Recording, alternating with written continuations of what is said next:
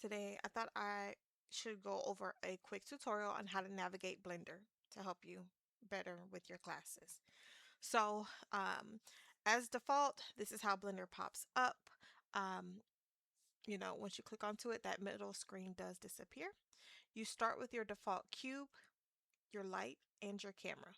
Okay. Now we're going to talk about these screens here in a minute, but first we're going to talk about how we can scroll in, out, rotate, right? So with your mouse pad, that middle wheel helps you scroll in and out, okay? Now, with if you hold down that middle wheel on your mouse pad or on your mouse, you can rotate.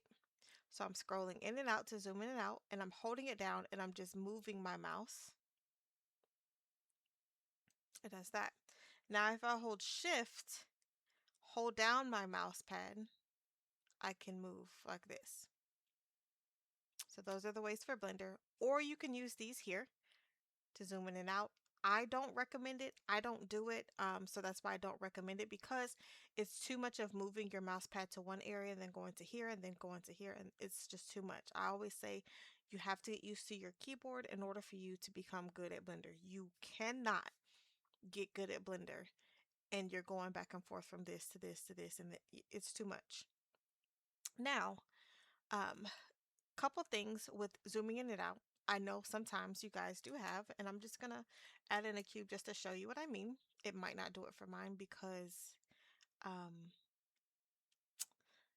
because mine is or mine lets me zoom in. But I know sometimes when you're zooming in, you can't zoom all the way in. Here's why. You go into edit mode, you go into preferences. Under all of these, you can change, you can rearrange all of that good stuff. I go into navigation. You can actually copy this exact settings. It's up to you, but I make sure orbit around selection is on, perspective and depth is on, okay? And then I zoom to mouse position. Why? Because if I need to see, if I'm looking at something over here and I start zooming in, like it's gonna zoom into the mouse where it's at. So I can literally hover my mouse over, scroll in, and it's gonna zoom into whatever I need it to zoom into, instead of it just zooming into a random area, okay?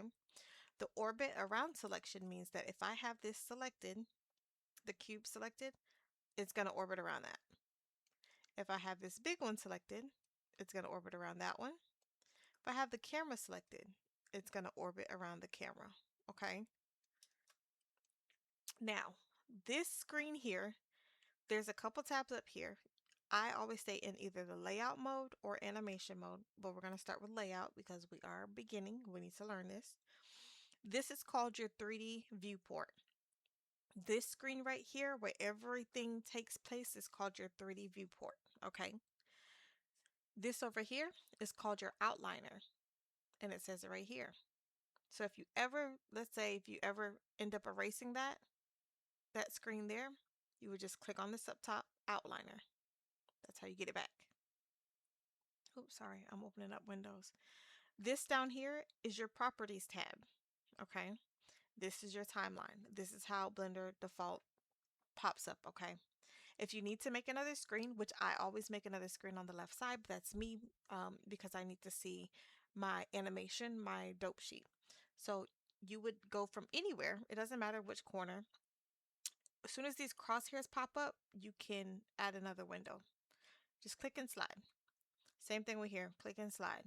You can go to any one of the corners, click and slide. You can have 15 million. So let's say if you want to get rid of this, if I want to go back to my default Blender, whatever, I'm going to just take my crosshairs. I'm going to erase that. I just take it and drag this down, if you understand what I'm saying. I just take my top screen and I drag it down, or my middle screen. It doesn't matter which one, to be honest with you. Okay. Now, a couple other things. Your biggest thing right now, if you are creating Sims, there's a couple of things that you need to learn. Um, is your different tabs, I guess I should say. So you have your 3D viewport and two screens. Let's say if I have this selected and I need to see the material for this cube.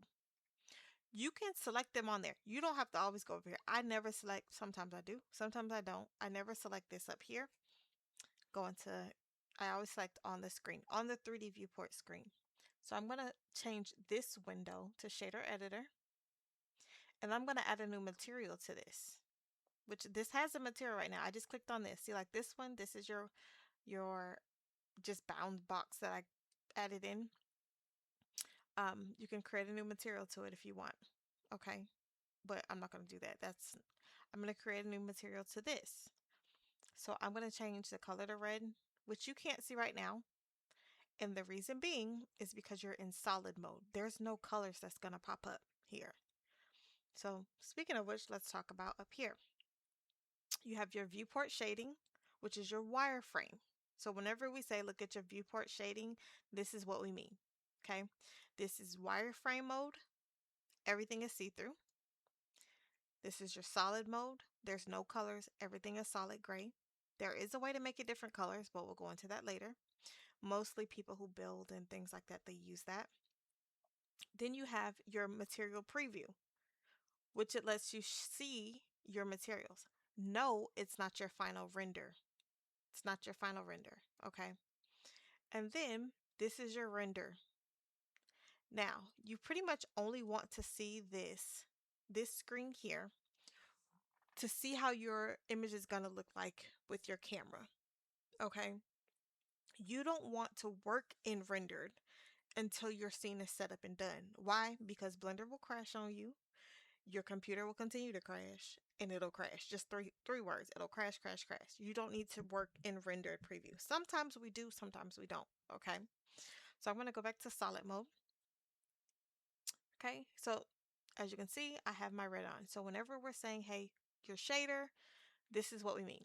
This is your shader editor here. Okay. Everything else here, it takes a while to build up and learn what those are. We'll get to them. So first, let's talk about some of our properties as well. Okay. Now, down here where your properties, you first have your tool. Now, this comes in handy when I'm trying to do something, if I'm trying to edit it. Okay. So I'm just going to show you. Don't try to do what I'm doing. I'm just going to show you something real quick. So I'm just going to try to bevel this side here real quick. This has pretty much, this is like this over here is this. I guess I should say more broken down. So it lets you change different modes and things like that. But that's more so for building. Okay, so we're not even going to worry about that. Okay, let's skip the tool section. Okay, there's your render mode. This is the part we're going to get to. Okay, so for a scene, this is what you want to look at. Let's say if we're in cycles, okay? Well, if we're in Eevee, it comes with these different settings here. Ray tracing must always be on to make it look better, okay? Otherwise, you might as well just default back to Blender 3.6, okay? And then you have all of your tabs here, motion blur, simplify, all that stuff there, okay? Now, we're going to get into cycles. Now, this is what its standard comes with, okay? When you are setting up your scene, have it in cycles, but don't have it in render preview. What I mean by render preview, the viewport shading tab. Don't have it on this fourth world. Do not. You can have it on this one or the solid until you are ready to just view what it would look like, okay? What I'm going to do is I'm going to actually switch screens. I'm going to close this one out so you can see what I mean, okay? I have another Blender up. Sorry if you see my stuff in the background. So, I bet I just got done rendering something. So let me close that out. Now, I have a scene here. I want to show you all of this hot mess, but don't look too much into it. In my outliner tab, I have multiple collections. A lot of Blender scenes that you get will have everything all in one collection. I hate that and I try to separate it as soon as I start my scene. Here's why. Half of this stuff in my scene, I think all of it is actually showing, but I normally don't have everything showing. So I'm going to show you how to optimize this scene with the property tabs first. Forget the outliner. So I'm going to go into my render tab. I have cycles and then GPU compute. This is Blender 5.0, but it's going to be there. This is still the same thing as yours. Okay, so don't even worry about that. It's the same thing, just maybe I think it has something less than it. Um, then I go under viewport. I use my max samples as 1. Here's why. I'm in viewport. I just need to check a couple things, so I'm going to have it very low. And I'm going to check on denoise because here's what denoise does. Let me just go into my render preview for you.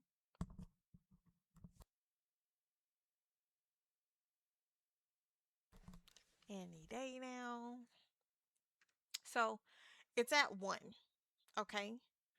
This is a little bit of a hot mess, but it's okay. It's not that bad. All right, it's not that bad. We don't really care. But let's say if I need to see more, they look really blurry. That's not how my picture is going to come out. That's just because I have 1 for max samples. If I were to turn it up to 20, it becomes a little clearer. Okay. But this is your viewport rendering. This does not need to be high because this is not what you're going to be rendering from. This just shows you on your viewport of what you're looking at. Okay. Then under denoise, this is what denoise does. If you turn that off, that's how it looks. If you turn it on, it becomes smoother, meaning that your GPU automatically denoises it for you in real time. So I changed the denoiser. It's mostly on open image denoise. We changed it to optics. So now under your render tab, my max samples right now is 50, but you can go lower. Okay. Samples does not make your picture better, like your quality better. Or no, it doesn't make your scene look better. It makes your quality of that picture look better. I could probably render this at 2 and it would be fine. Now, the default noise threshold that Blender gives you is the lowest of the lowest. If you read it with me, noise level step to stop sampling at lower values reduce noise at the cost of render time. 0 for automatic setting based on number of AA samples. So the lower it is, the more your picture is going to be noise free. It does not make it look better. Or, sorry, it does not make your scene look better. It just makes the quality of it look better. Okay? It's not going to be in 4K. That's not what that means. So, what you should have this on is 0.1. Blender has it on 0.01. That's the lowest that they recommend that you do go. And Blender automatically has it on there because for some reason, they thought everybody was going to have a computer that lights up the solar system. It doesn't. Max samples. I'm going to say this with every bit of love. I never go over a certain amount. I have never once gone over 100 samples, and that was only because I did a scene, and I'm actually going to insert it here, where he is smoking. Those are called volumetrics or physics, meaning that Blender needs to render those particles. If you don't have something like smoke, fire, water, something into your scene, Blender does not need that many samples. Blender's rendering solid objects. Those are volumes. Water, fire, smoke, steam. Those are volume that Blender needs to take a little bit more time to render because they're small little particles compared to you have a solid sim. So if you have more than 100, I can't help you. I've never rendered more than 100 because it's not necessary. Okay, once again, it does not help your render look better. It helps the quality of it look better, but it does not help other things. Okay, and we'll go into those later. Under denoise, you want to go into optics again. Now, what I do to set up, I have it under simplify. There is something called camera culling under simplify. I do not use it. There are tutorials that do say to use camera culling, but I do something different. And this is why I was talking about at the top on the outliner, where I have everything into different collections. Camera culling automatically takes everything that Blender is not seeing and takes it out quotation marks, takes it out while you are rendering. Okay, because believe it or not, no matter if I just have my camera right here, let me put on to material preview real quick. Even if I have my camera pointing at the two girls in the scene, Blender notices, Blender will render this in the background, this in the background, this in the background, this. Blender will render everything because you have it in the scene. It got to be important. So we're going to take everything and render it. So that's what I do up at the top. Okay. I'll show you what I do with the collections in a minute. But culling, I don't recommend it. I know people have been looking at those tutorials. The reason being is because once Blender takes something out of the scene, it hides it. Now, do you see that little subtle change that it did? Like, so one moment this table is here. Let's say if the camera's right in front of here. Let's say if the camera's right in front of the table and then it goes over to here. Blender's now going to hide that. But if you look, there's a little shadow that was right there. What do you think happens to that shadow? Now that Blender, see, it starts here, the camera's there. With camera culling, once that table is out of the room, it's going to hide it. And that shadow goes away, but it's going to go away in your render. So it's going to look like some ghost shit is going on in the background. Okay? I don't recommend to do it. I just recommend do it from the get-go. Okay? We'll go into that in a minute. Then under performance, you're going to go, so my bad. Under simplify, I don't change anything. I don't change max subdivisions down, none of that, because simplify is already good enough. There's other things that you can do to tweak this, but we're not going to go into that. Just check mark that on for now. Now, I have persistent data. Don't look at my tile size. Don't look at that, because in the previous versions of Blender, it gave you the option to use tiling or not. Blender 5.0 doesn't give you that. Okay, they don't give you that to use it. They're automatically saying you have to use it. So I put it at the highest tile size because I don't want them to break this picture up. I just want the whole thing rendered. So I'm not giving you an option to break it up, pretty much. So that's all I have on. Okay, that's all I have on from here. I don't really use motion blur unless they are running or whatever it may be. That does take more to render. Motion blur is not going to help you if they're doing a small little walk. There's nothing going that fast that needs a motion blur. Okay. Now, I'm going to go down to output settings. Now, this is where your Blender looks better.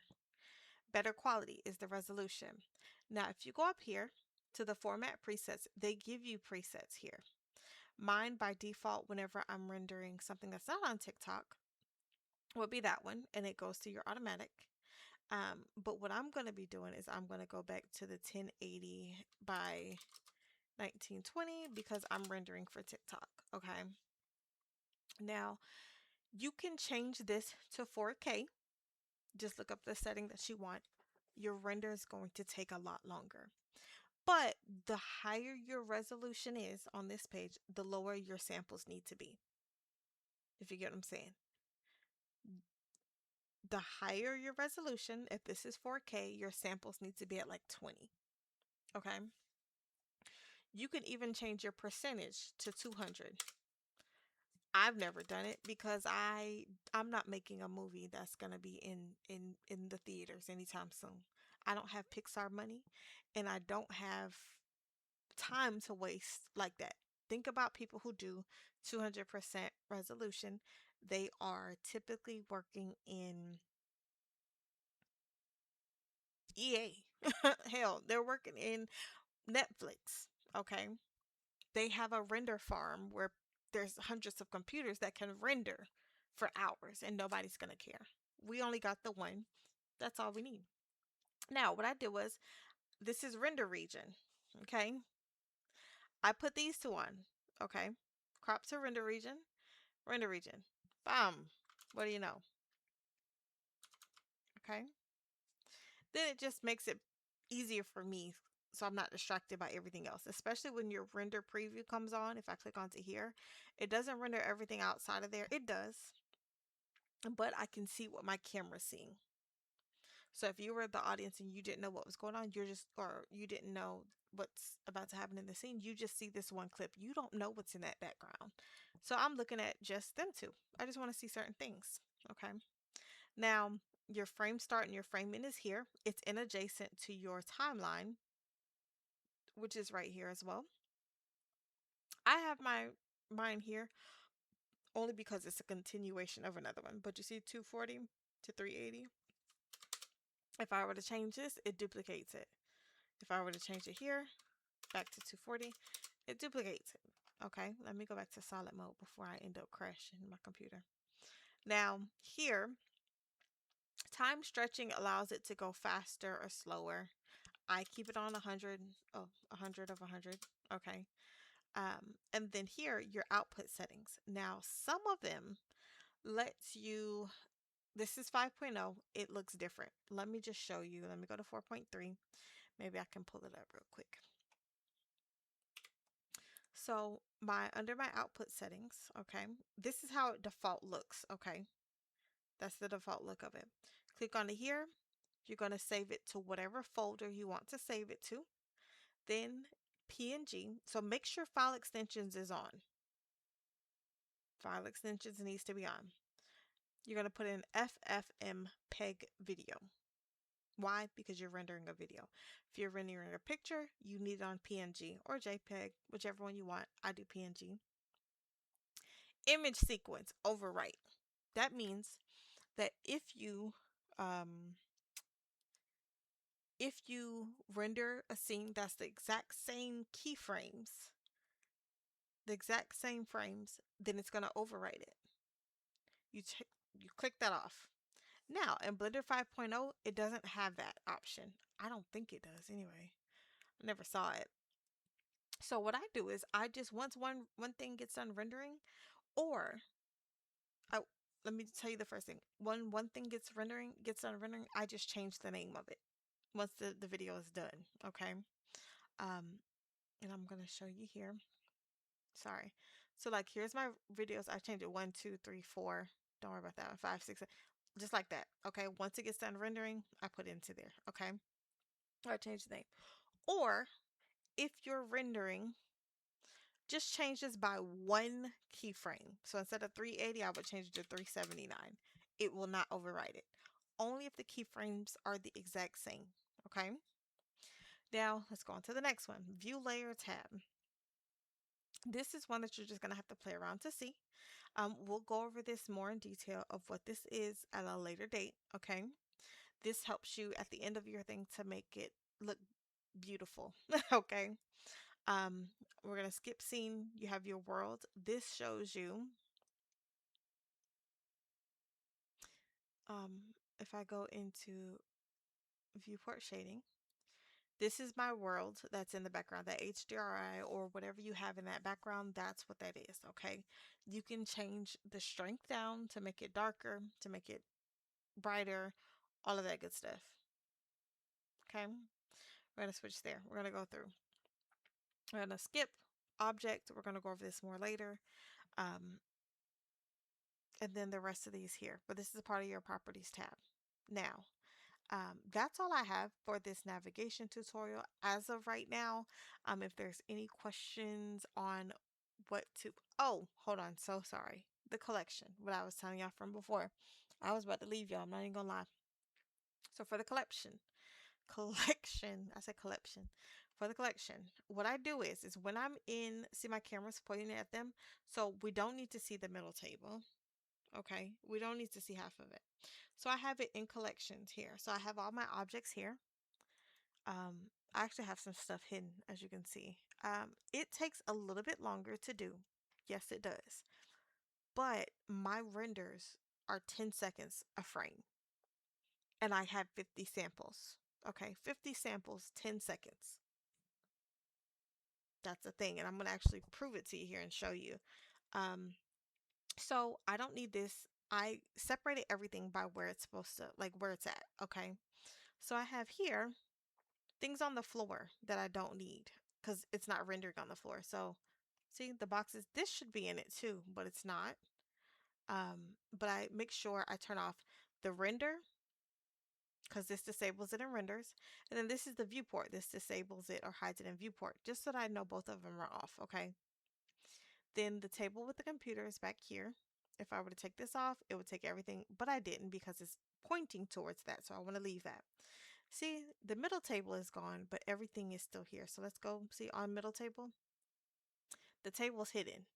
See, I'm going to go to my collection. I'm just going to hide all of that. Oh, the computer shouldn't be in there with it, but that's okay because once again, we're not even looking at that computer in that corner, so that's okay. But typically it'll be in the right one. The industrial shelving is right here. Take all that off because I don't need it. Right. We don't need any of that. That electric box on the wall, I'm just gonna turn it off. This typically would be in a collection, but I think I added it at one point in time. This should have been on the floor. This should have been like on its own collection as well too, but I'm just hiding all of it. Okay. See, I already have some tables hidden. There's a lot more in this scene than what you would think. See? The electric box is here.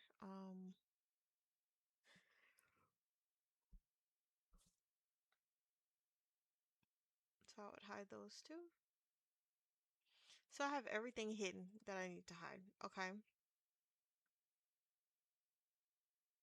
Now, one thing though, depending on how it's looking, sometimes I do a quick little render image just to see how it looks. And I'm going to press F12 just to show you how fast it goes. But I'm also going to check because this wall right here is a mirror. And if I can see where that table is supposed to be over here, that middle table, I'm going to put it back on because it was part of my scene and it's going to reflect in the mirror that it's all of a sudden gone, if you get what I'm saying. So take into account that as well too. I'm going to press F12 to render and let's see how long it takes.